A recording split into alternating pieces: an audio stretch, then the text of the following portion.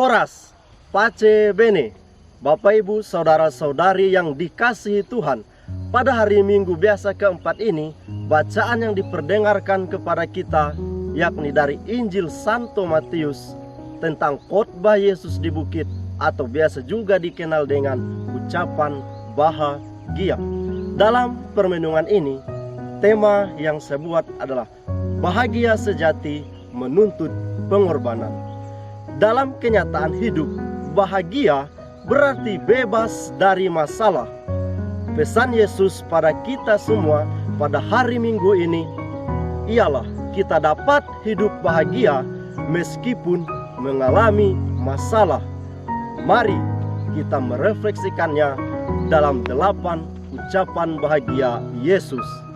Yang pertama, berbahagialah orang yang miskin di hadapan Allah, karena merekalah empunya kerajaan surga.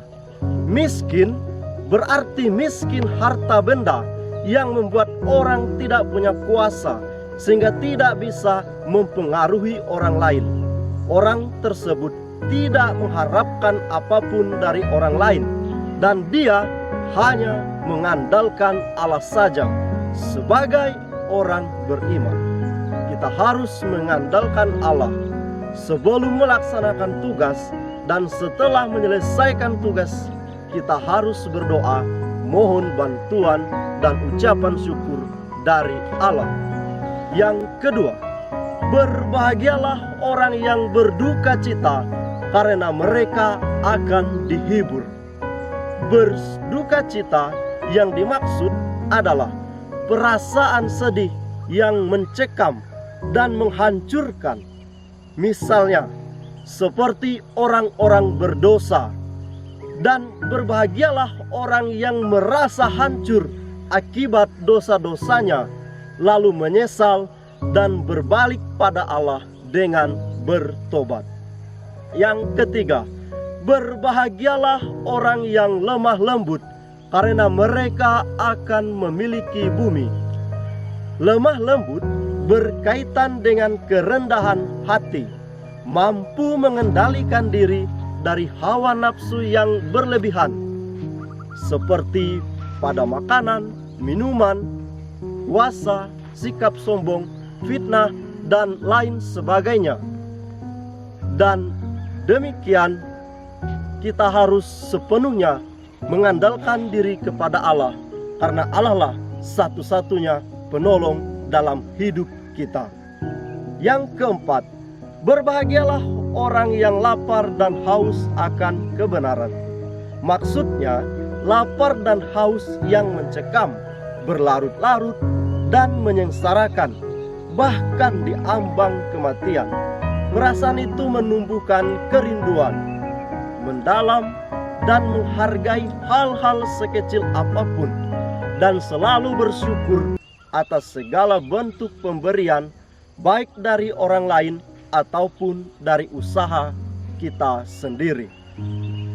Kelima, berbahagialah orang yang murah hatinya, karena mereka akan beroleh kemurahan.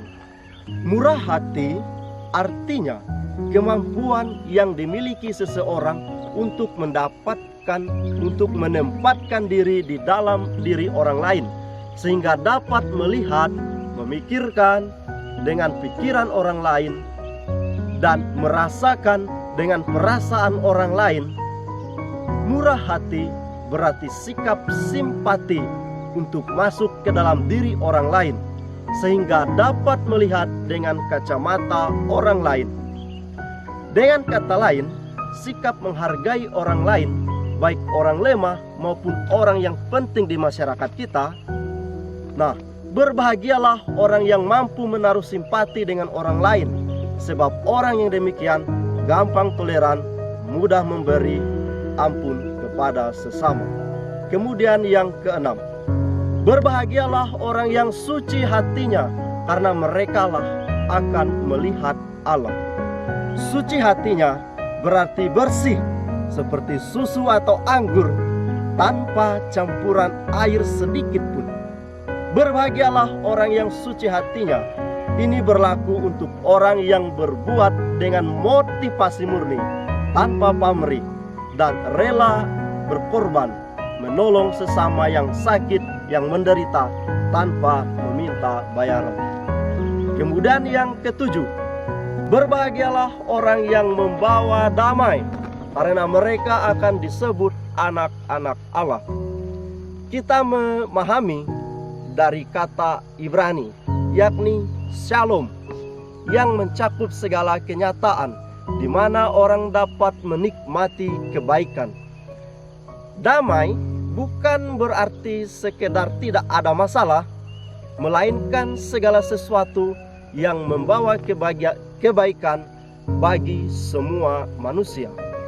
Dan yang terakhir, kedelapan, berbahagialah orang yang dianiaya oleh sebab kebenaran, karena merekalah yang empunya kerajaan surga.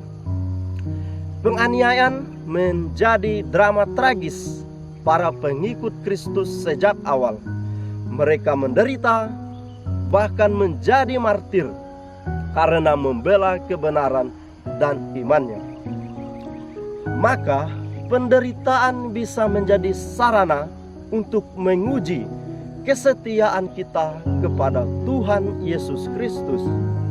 Maka berbahagialah orang yang tidak goyah imannya dan tetap setia meski celaan, fitnah, dan aniaya menimpa mereka. Bapak, Ibu, saudara-saudari yang dikasihi Tuhan, dalam kehidupan masa kini, banyak hal yang dapat membuat kita putus asa. Misalnya, meningkatnya harga bahan pokok, sulitnya mencari pekerjaan, banyak musibah yang muncul, dan lain sebagainya, yang terkadang membuat kita merasa sedih, bahkan mengambil jalan pintas yang tidak diizinkan Tuhan. Yesus selalu membuka diri kepada kita untuk kita datang kepadanya, mohon bantuannya untuk dapat menyelesaikan masalah-masalah dalam hidup kita. Sebab bahagia sejati menuntut pengorbanan. Dengan berdoa, dengan berbuat baik terhadap sesama kita, kita akan memperoleh sukacita sejati dari Tuhan. Semoga amin. Horas Pace Ebene.